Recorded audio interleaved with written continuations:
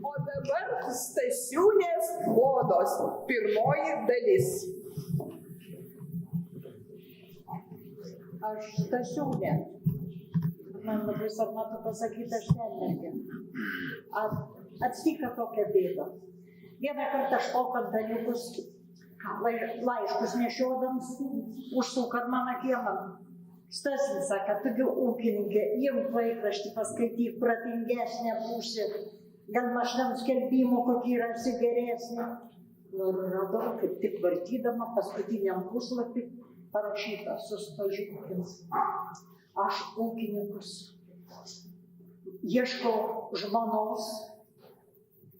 Dėkui, galvoju, kaip tik man, pasižiūrint Dievorį, da paštas neuždarytos, paskinkiau kumelo, nulakiu paštan, nusipirkau konvartų, nusipirkau sąsiuvinį, taštukų, atsisėdu praeiti prie stalo, parašiau, aš tokia ir tokia, Stasiūnė, graži, riebė, vadinasi sveika, žodžiukai raudonė. Turiu karvį, telyčių telingo, kumelo, kiaulą pašuosiu stoj, man labai reikia ūkininką. Man atrodo, kad mes abu labai tiksime. Dėvi, praėję 2 dienas, aš žiūriu, po Kataniuks ateina tiesiai prajevinėlį patesumais, jisai mojuoja voku. Stasinėt šok, pažiūrėk, tau laiškas atėjo. Jezau, ašgi iš tos laimės drebančiam rankom ataplašiu skaitau, tinkitu man Stasiūnė. Bet aš labai noriu, kad tu man savo nuotrauką atsiųstum. Kasgi tokio daiktą nesios, negi gaila, pasakė buvo lygus tokia dar. Ir nulakiu stanciją greit. Arba buvau nusipirkus daugiau, parašiau rašto, kad sekmadienį būsiu bažnyčiai susitiksmą.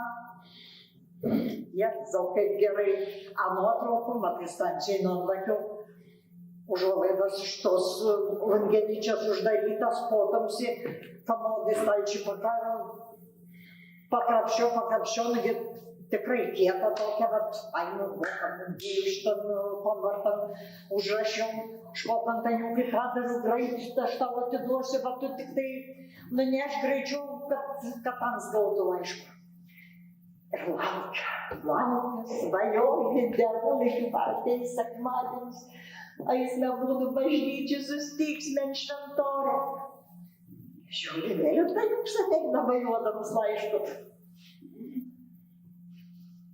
Rankas dreba, koks man dabar parašė. Atvažiu, žiūriu. Didžiulis baltas popieriaus lapas, ateina iš pyklą didžiulį išraikytą ir užrašyta, kaip tu man, taip aš tau. Dievuli, ko aš tau blogą padariau, tu man brangiausius.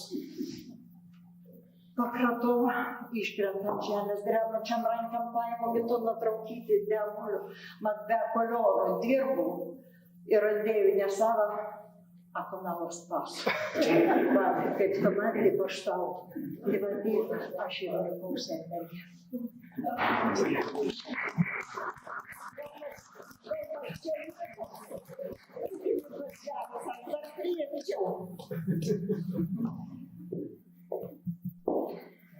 O buvo taip.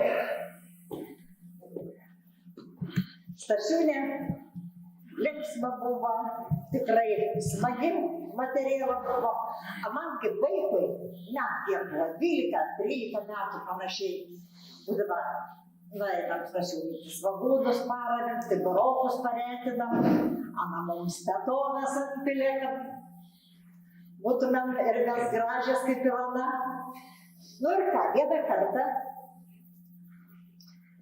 subartantėje, Stasiūnė ruošės šokės, vakaruškasgi pas kaimynų visas būna. Mum labai gražu būdama kaip ana ruošdamas tos vakaruškas su seserėmis abidvi.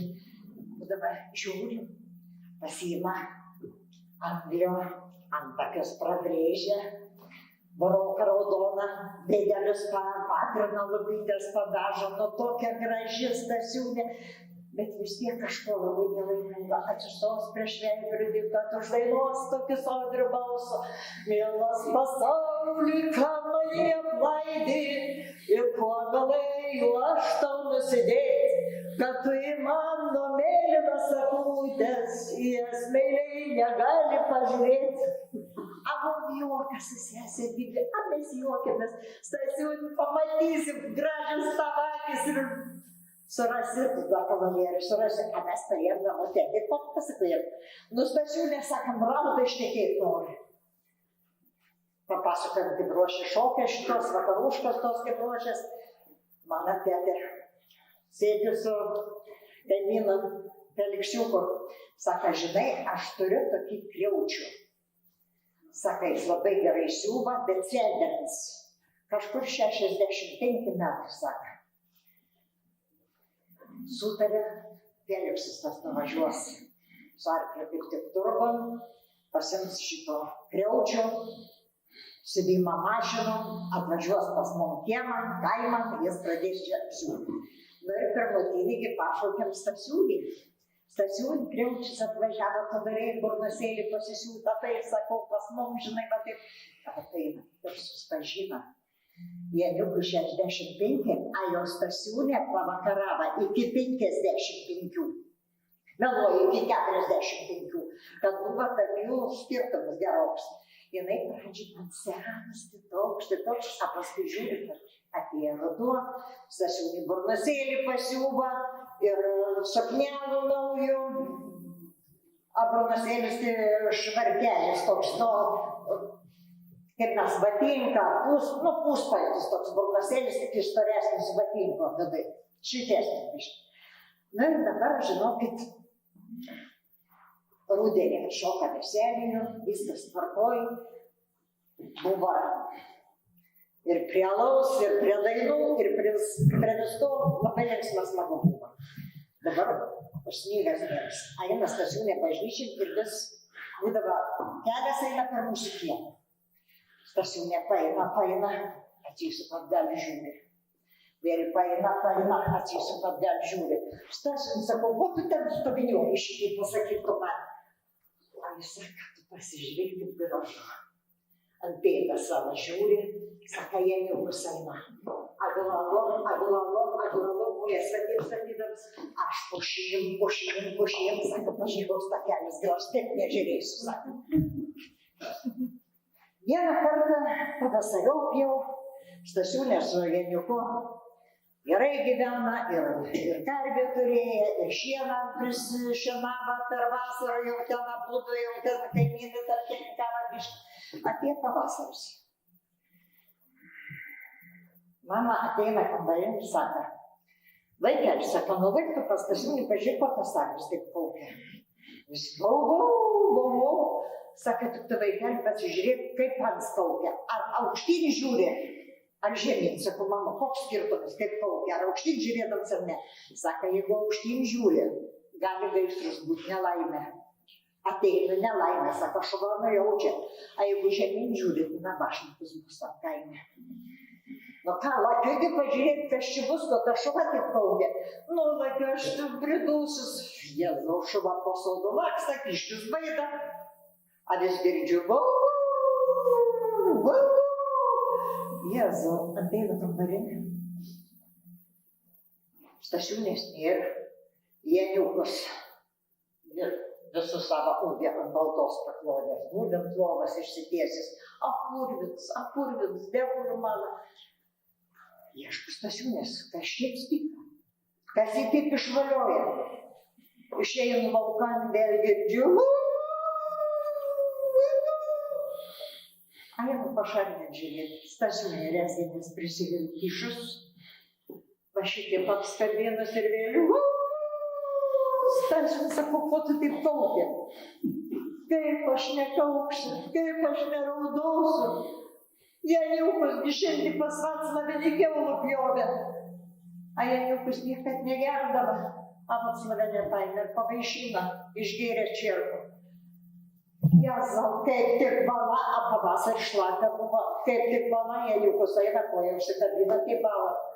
Kaip tik bala, tai bala, baraščiokų, visų išmurzina, mėsą, ištryta iš terbelas, purvina visa. Kaip aš sakau, anteina kambarin visus purvins mėsų, nutiškia ant stalą šitų purvinų nusmazgo. Aš jam jėniu, kaip tu šitaip galėjai pasgerbti, kad tu negalėtum, bet tu dabar padarai. A jėniukus sako, eik tu durniau. Taigi mani jėniukus gyvenime nepavadina Stasinyt, a dabar durniau. Tai sakau, raudu, o tu paugi kaip šuva. Eina, sako, save neužgirs, juoktis pradės. Tai vat, kokia meila, jeigu užgirsite kaime kur šunį loja, kaukiant, žinokit, kad vyras žmoną nuskriaudė. Matyt ir jų durnelą pavadina.